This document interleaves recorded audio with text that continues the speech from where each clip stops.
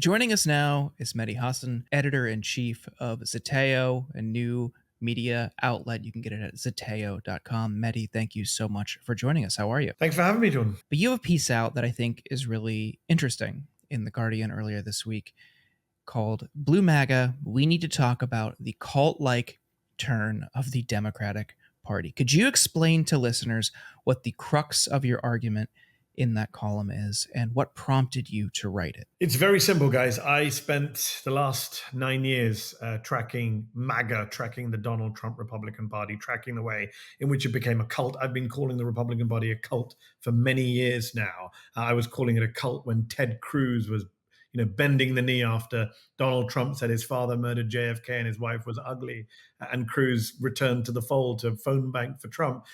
This is a cult. They just all fall in line out of fear or out of love, whichever it is, doesn't matter.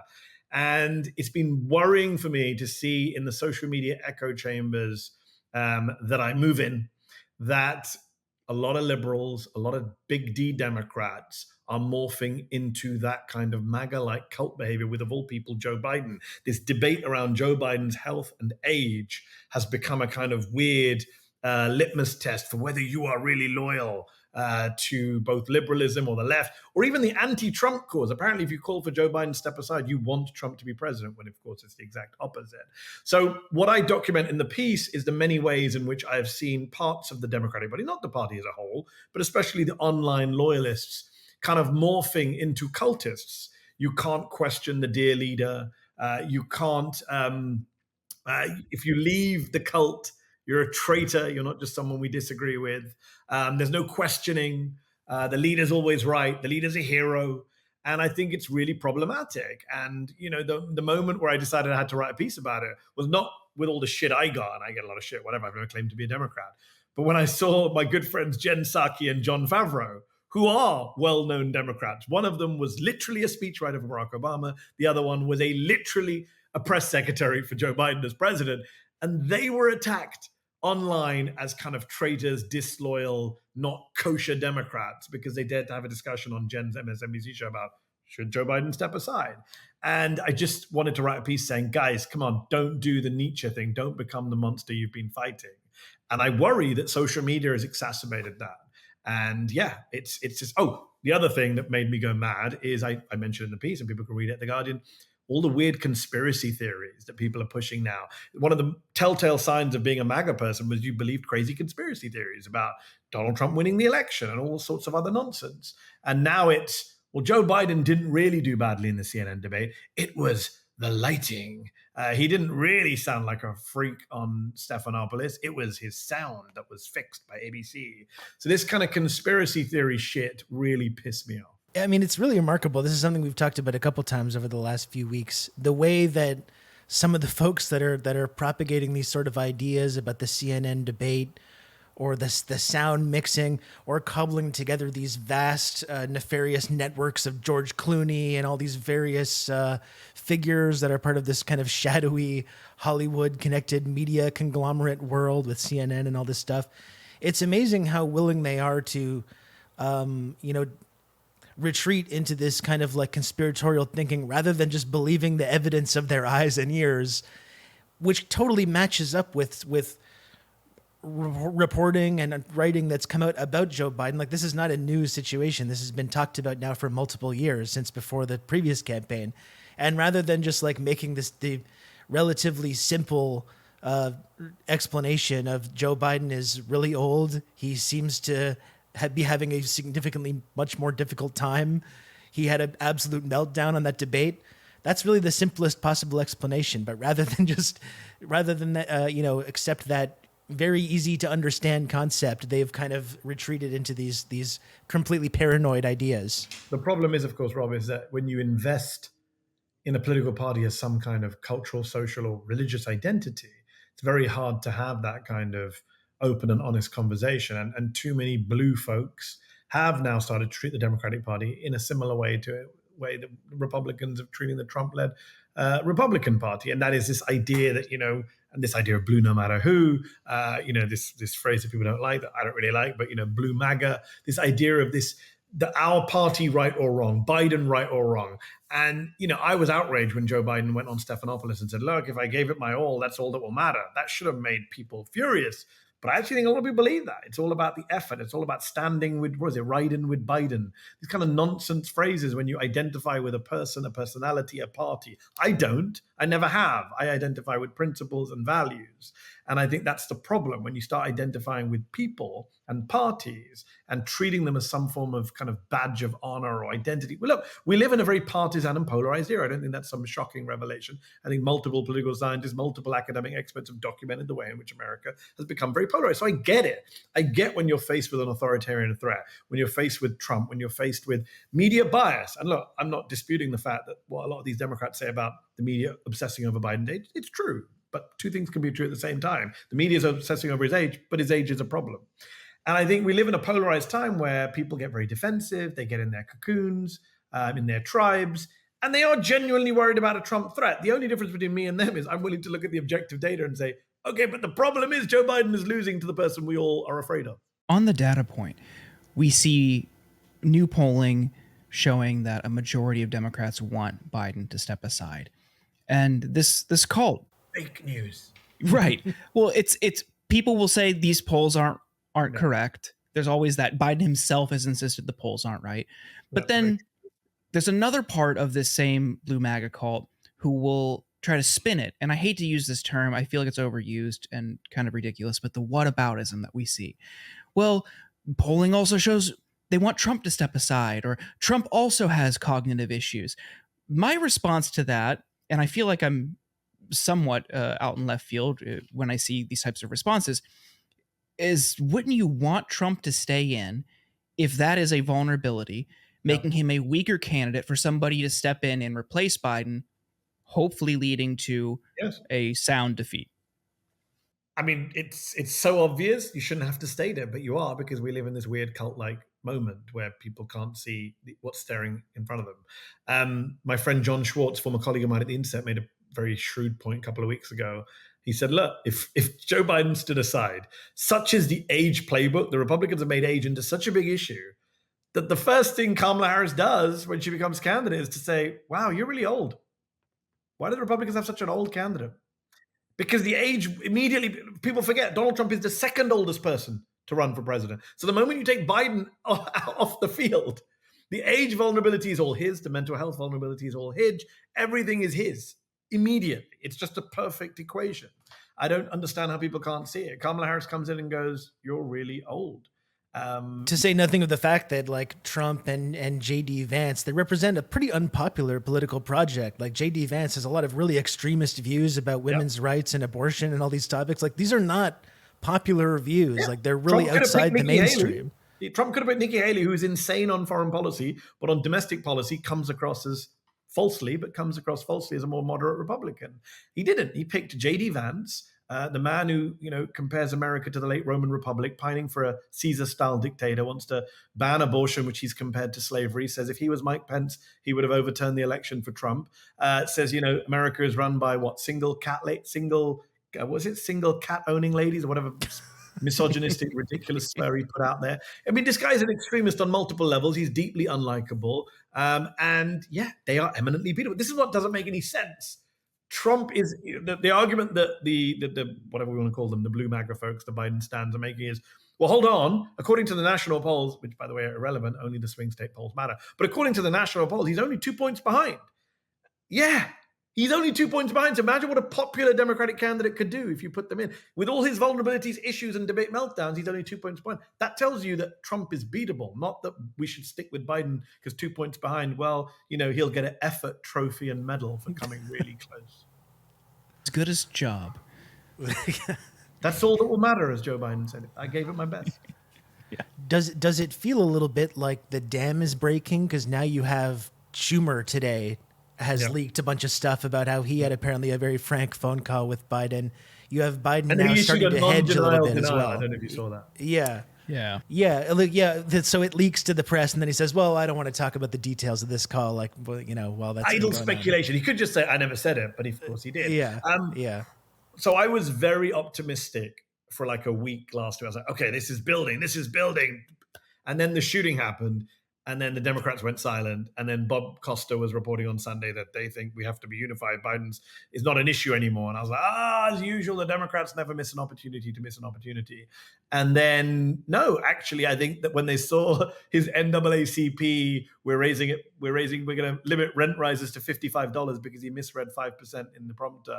Or when they saw his interview with, I can't remember the guy from Max, who he said, he just had a complete meltdown.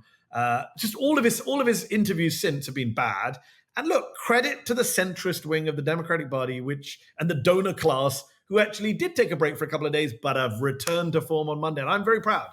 I never thought I would be right in with Pelosi, Schiff, and the rest of that crew against AOC and Bernie. I've got to tell you, for the first time in my life, I am proudly standing publicly with Adam Schiff and Nancy Pelosi, maybe Hakeem Jeffries. We think Hakeem's also in for moving Biden, although apparently, according to the Biden stands, if you're opposed to Joe Biden, you're a racist. I'm not quite sure how that works. Yeah. But apparently Hakeem Jeffries is a racist also now. So look, it's a weird political moment we're in where I'm rooting for Nancy Pelosi over AOC. Never done that in my life before, but I am right now. So does that strike you as a miscalculation, you think, from the progressive wing to try and throw Biden a lifeline like this? Yeah, I think there's two issues. Number one, I understood why they did it 2 weeks ago, which is, why do we need to be the ones calling for him to go? If we call for him to go, it's a left thing. So we'll stay out of it and let these centrists do their thing, right? Let Jason Crow and Mike Levin and all these other guys, let them do what they're doing. And I got that. There's a logic to that. But we are so not 2 weeks ago, right? We are now in a very different place. When Adam Schiff comes out, you have cover to come out and say your thing. And I also think history will judge you, right? If Biden, God forbid, goes down to a landslide Reagan-style defeat, it will be the left. Ironically, the left will get blamed by the centrists who said, well, they were with Biden.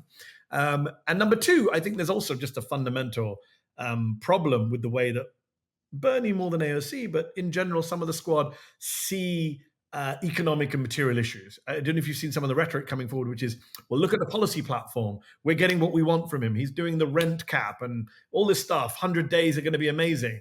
And it's like, guys, people don't vote on economic issues. I'm sorry to say this. I'm someone who shares the squad's policy platform. I'm someone who shares Bernie Sanders' view of the world in many ways. But I've never agreed with this idea that if you just give people more populist economic policies, they'll vote Democrat. I think we've established over the last 8 years, people do not vote on policy. They vote on batshit identity stuff. Yeah.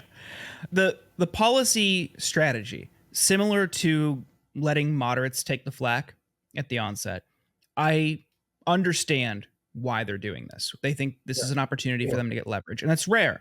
And blame if things go wrong. Of course, yeah. And I think what they are missing is a collective recognition among them that, of course, these aren't going to happen. You're not going to even get the moderates in your own party to support them. They're beholden to corporations who would do anything to kill them. And also, it only works if you win. And even just to counter your comments saying progressive policy platforms and populist policy positions aren't what wins elections. Let's say theoretically, hypothetically, in this situation, they do. You need a candidate who can sell them.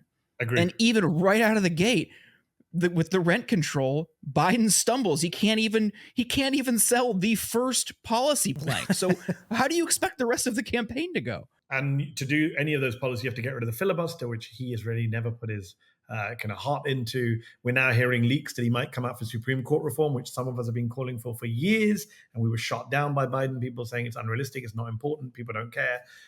Turns out, actually, when you allow the president to send in SEAL Team 6 to kill his opponents and say it's an official act, suddenly the Supreme Court is actually quite important. So, look, there's a lot of stuff. My position is I support progressive policies. I support economic popular policy. I'm not saying they don't have a role. Of course, they have a huge role. But as you say, Jordan, prosecuting the case is much more important than what the case is, right? There's a reason I came out in The Guardian a couple of weeks ago for Kamala Harris, despite being one of Kamala Harris' biggest critics back in 2020, is because whatever I think of her politics, I know that she can prosecute an argument, right? I've seen her do it. She has the ability. She's done it in the Senate. She did it in California. She clearly can do it. So for me, it was like, do I know what her position on Medicare for All? It was a horrible position in 2020. She went around the houses and ditched it when it wasn't politically viable. But I do know that on a debate stage, she can kick Donald Trump's ass. I think the optics there are just too good to pass up. Somebody tweeted recently, on the one hand, you put Kamala up and Republicans go batshit racist against her. On the other hand, going batshit racist against her might remind all the swing voters that they're a bunch of white supremacists. Yeah, absolutely. And I think, as you both touched on earlier, Vance is an extremist on abortion. CNN published audio today of him explicitly saying he supports a nationwide abortion ban. By the way, Jordan, his more extremist position on abortion than even the ban, because people argue about bans, for bans, but against bans, what month, blah, blah, blah. It's he wants to allow police, and I think this was a Lever story from David Soroda and co. He wants to allow police access to people's private medical records. So in red states, they can follow women as they go into blue states to get an abortion and arrest them. That is insane. That's insane. Yeah.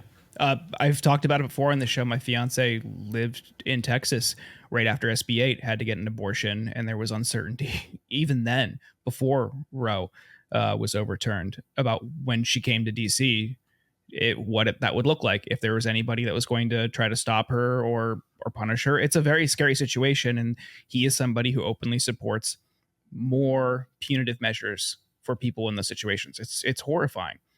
I also want to touch on the donor part too, because you mentioned that. It is a weird irony that we are looking to donors to be our saving grace. It's so strange. Donors over the squad. That's me now. Right. The elites. We're lining up with the elites. Yeah, it is so Never ever strange. been prouder to line up with the elite. Elite is code for people who can read polls. Yeah.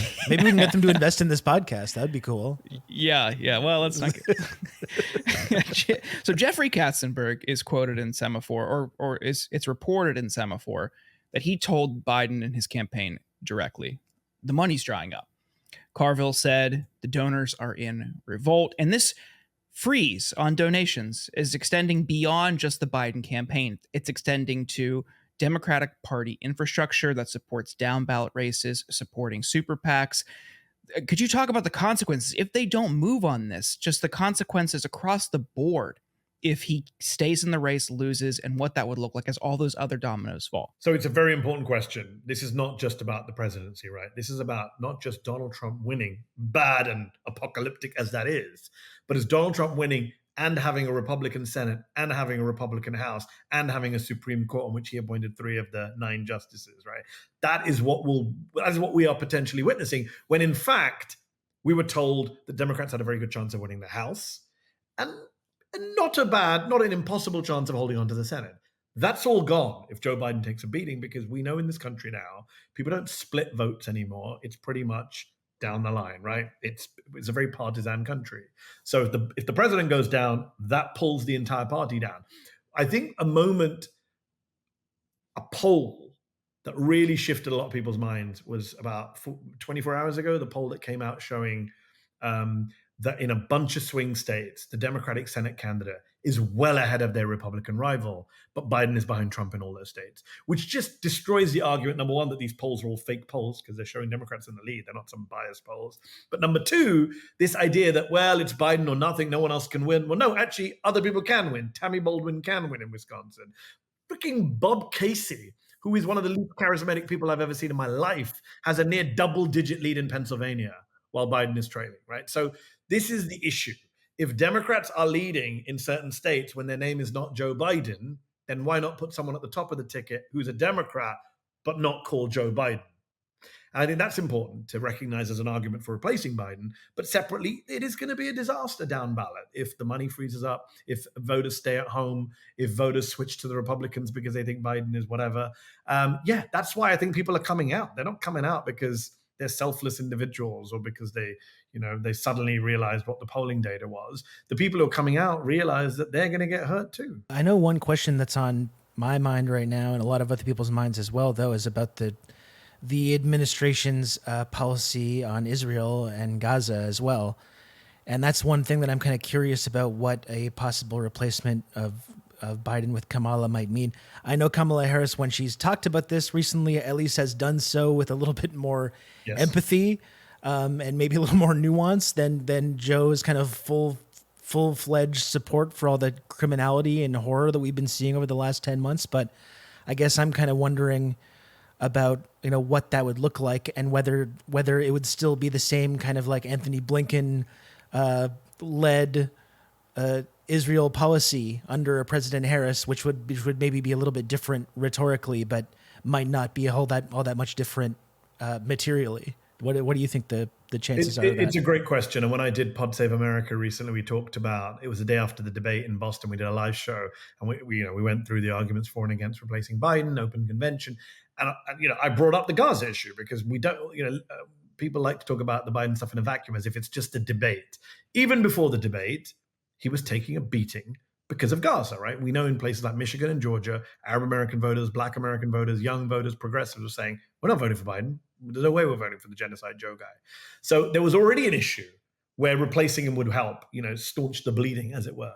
So yes, when I wrote my piece in The Guardian making the case for Kamala Harris, I did bring up Gaza and say, even on Gaza, there's a reason to get rid of Joe and bring in Kamala because, look, she's not Bernie Sanders on Israel-Palestine. She's part of this administration. She owns the genocide as much as anyone else. But rhetorically, as you say, she's been much better than Biden. I mean, he just did an interview, yesterday, where he said, no one's been better for Palestinians than me. It's insane. Literally the most tone-deaf statement you could make at this moment in time to really, repel people who are already repelled by you. I don't think Kamala Harris would say stuff like that. I do think she would project a bit more empathy. She is a woman of color. Her mother is of Indian background. People I know in the administration who have seen her up close on this issue say she is better than Biden. And the reality is we know that when she came out earlier for a ceasefire, earlier than Biden did, she was slapped down by the administration. She had to come out and say, no, there's no daylight between me and the president, even though there was. I don't think she goes around saying, I'm a Zionist to my core in the same way that Joe Biden does. And don't forget, just the mere act of Biden stepping aside and a new person coming in means that new person has a honeymoon and has an opportunity to reset things. People just expect that, right? There's just an automatic way for a new president to say, all right, here's what I think. And I think the debate's moved on, right, over 9 months. Even Joe Biden now gives lip service to ceasefire, but it's lip service. You could have a new president who comes in and says, I'm actually serious about a ceasefire, and I actually really want to have a tough conversation with Netanyahu. Now, Harris would be smart if she said that. Now, you could argue, who cares what she says if she carries on selling 500-pound bombs, 2,000-pound bombs? What's the difference? I agree. But just from a purely electoral perspective, she can definitely stem the bleeding on Gaza in the way that Joe Biden can. Joe Biden has become a lightning rod. When I talk to Arab American friends of mine in Dearborn, Michigan, they say we will never vote for Joe Biden, no matter what happens. And they don't say Democrats. They say Joe Biden, right? There's a real anger against Biden personally for many things he said over the last 9 months, from beheaded babies to I don't trust the Palestinian death toll to many things.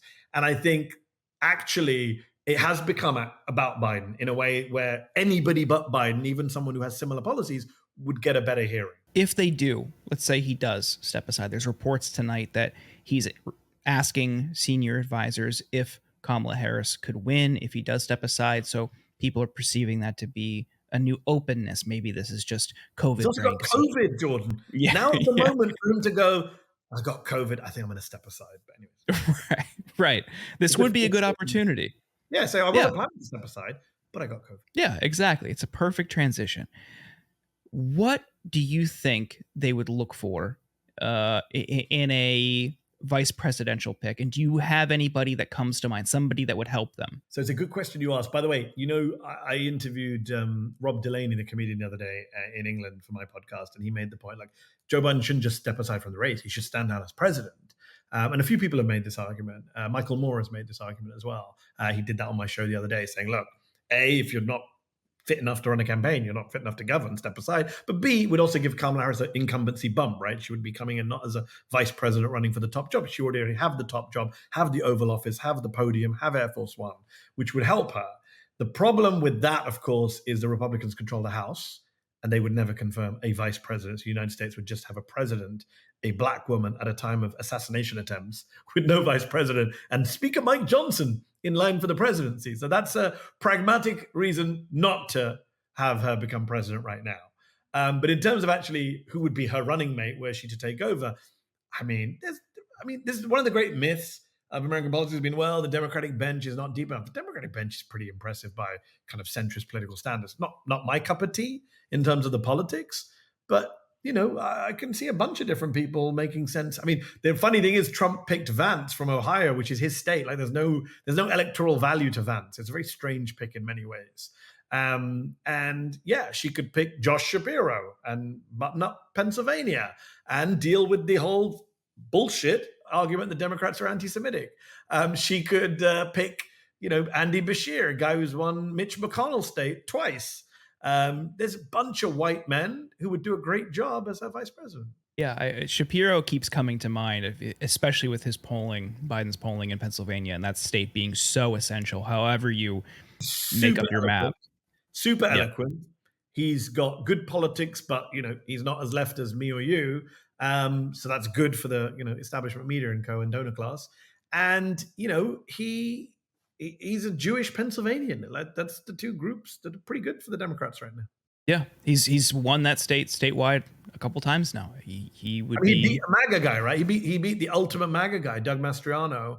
And yeah, I just think there's him. We would go down the list. There's a lot of different people she could pick. I don't think it's hard. I also don't think it matters, right? The vice presidential pick is very not consequential when it comes to electoral politics. But in a close race like this, sure, if you can get Michigan or Pennsylvania or Wisconsin, then great. Mehdi, I want to thank you so much for joining us. Where can people check out Zeteo? And could you tell listeners what they can expect to find there? Thanks so much for having me, guys. Zeteo is at zeteo.com, Zeteo. It's the ancient Greek word for seeking out, looking for knowledge. It's the media company I set up after I left MSNBC earlier this year. I wanted to create a media platform where there isn't any bullshit, where we don't hide behind euphemisms like it's racially coded. We say racist, we say fascist, we say there's a genocide in Gaza. It's not just me. It's a bunch of great contributors from Naomi Klein to Greta Thunberg to Bassem Youssef to Owen Jones to Fatima Bhutto to John Harwood. We got a range of voices who are doing video essays, podcasts, articles. So yeah, please do check us out at zeteo.com. We need your support. Thank you so much for joining us.